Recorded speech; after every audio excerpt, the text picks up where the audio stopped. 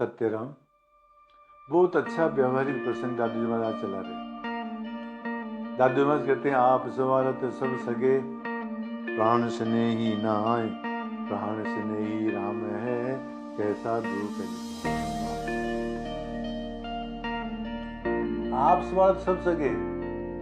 अरे महाराज, जिनको हम अपना कहते हैं कोई भी हमारा नहीं, ये सब स्वार्थ के सगे। सुंदरदास जी बहुत बढ़िया बात कहते हैं, बेरी घर माही तेरे जानत स्नेही मेरे, धारा सुत वित्त तेरो कोस कोस खाएंगे, कुटुंब लोग लूटे चहूं और ही थे, मीठी मीठी बात कर तो सो लपटाएंगे, संकट पड़े वो जब कोई नहीं तेरो तब, अंत ही कठिन वहां के बेर उठ जाएंगे, सुंदर कहत ताते सावधान क्यों न होए, हरि को भजन कर हरि में समाए। अरे महाराज, ये कोई अपना नहीं है, ये सब स्वार्थ के है। तात्पर्य क्या है? जब तक व्यक्ति का स्वास्थ्य ठीक है, जब तक व्यक्ति के पास में पैसा है, तब तक ही महाराज सारी दुनिया कुशल क्षेम पूछती है। जब पैसा नहीं होता है तो कोई नहीं पूछता है। जब आदमी ज्यादा बीमार पड़ जाता है तो आदमी कहने लग जाते हैं कि कब मरे कब माथे छोड़े, परेशान हो जाते हैं। कहते बाबा हम तो सेवा करते करते परेशान हो गए।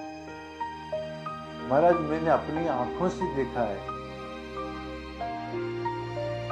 एक लड़की थी, उसकी माताजी लड़की बीमार हो गई थी, टांग टूट गई थी, पागल हो गई थी, एक तरह से इतनी परेशान हो गई कि रोजाना मंदिर में जाके प्रार्थना करती कि महाराज इसको उठा लो, इसको मार दो ताकि मत जीवित रहो। ये है महाराज। स्वामी रामतीर्थ एक बहुत बढ़िया बात कहते हैं, एक जगह भीड़ लगी हुई थी, मकान में आग लगी हुई थी, सारा सामान आवश्यक सामान तो बाहर निकाल लिया गया, आग ज्यादा फैल गई। मकान मालिक ने पूछा कि सारा सामान तो आ गया है ना, अंदर कोई ऐसी ज्यादा कोई बहुमूल्य सामान तो नहीं रह गया? तो किसी ने कहा कि सारा सामान बचा लिया गया, किंतु जो लड़का है वो तो अंदर ही रह गया, छोटा। मकान मालिक क्या कहता है कि मेरे पास में जितना पैसा है, ध्यान से सुनना, जितना पैसा मैं आगे भविष्य में कमाऊंगा वो सारा पैसा मैं दे दूंगा, परंतु कोई मेरे बच्चे को आग में से निकाल के दे।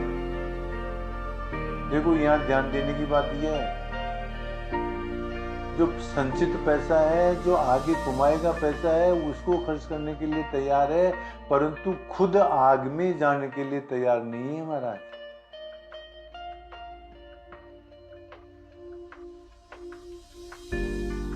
एक और रामतीर्थ जी उदाहरण देते हैं। उन्होंने कहा कि एक बार बाढ़ का दृश्य मैंने देखा कि नदी में, गांव में बाढ़ आ गई। एक बंदरी थी, वो अपने बच्चे को लेकर के पेड़ पर चढ़ गई। पानी चढ़ता गया, चढ़ता गया, चढ़ता गया, अंतिम डाली ऊपर जाकर के और वो बंदरी बैठ गई अपने बच्चे को लेकर। जब पानी ज्यादा बढ़ गया तो महाराज उस बंदरी ने क्या किया कि अपने बच्चे को अपने पैरों को नीचे दबा करके और ऊपर ले गया। इसका तात्पर्य क्या है? इसका तात्पर्य यह है महाराज, सब सर्वे स्वार्थम समीयते, सब आदमी अपने स्वार्थ की बात सोचते हैं। इसलिए दादू जी महाराज कहते हैं, आप स्वार्थ सब सगे। जब तक तुम्हारे पास में पैसा है, जब तक तुम्हारे पास तुम्हारा स्वास्थ्य ठीक है, तब तक ही सब सगे हैं महाराज। प्राण स्नेही ना है, जीवात्मा का कोई स्नेह नहीं है।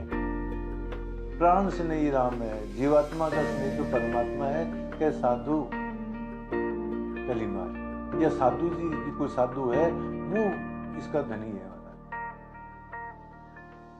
सभी स्वार्थ है। देखो महाराज, उपनिषद के अंदर एक वाक्य आता है, न वा अरे पत्यु कामाय पति प्रियो भवति। पति के लिए पति प्रिय नहीं होता है महाराज, अपितु आत्मनस्तु कमाए पति प्रियो भवति, परंतु अपने लिए पति प्रिय होता है। पति के माध्यम से खुद को सुख प्राप्त होता है, इस कारण से पति को प्यार किया जाता है महाराज। पति पति के लिए प्रिय नहीं होता है। न वह अरे जाया ही कामाय जाया प्रिय भवती, पत्नी के लिए पत्नी प्रिय नहीं होती है महाराज। आप ही तो आत्मा न कामाय जाया प्रिय भवती, परंतु अपने सुख के लिए जो है पति को जो है पत्नी प्रिय होती है महाराज। इसलिए उपनिषदों में कहा गया है आत्मा व अरे द्रष्टव्य है, आत्मा को देखो, श्रोतव्य हो, मंतव्य हो, निश्चितव्य है। आत्मा का ज्ञान करो महाराज।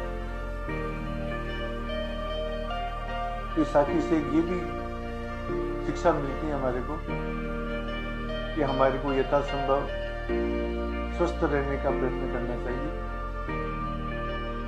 और कुछ पैसा भी अपने लिए बचा के रखना चाहिए। धन कहता है कि तुम मुझे बर्बाद करोगे तो मैं तुम्हें बर्बाद कर दूंगा, तुम मेरी रक्षा करोगे तो मैं तुम्हारी रक्षा करूंगा। बहुत व्यवहारिक बात बताई जाती है। आप स्वार्थ सब सही, प्राण स्नेही नाम, प्राण स्नेही राम है ऐसा।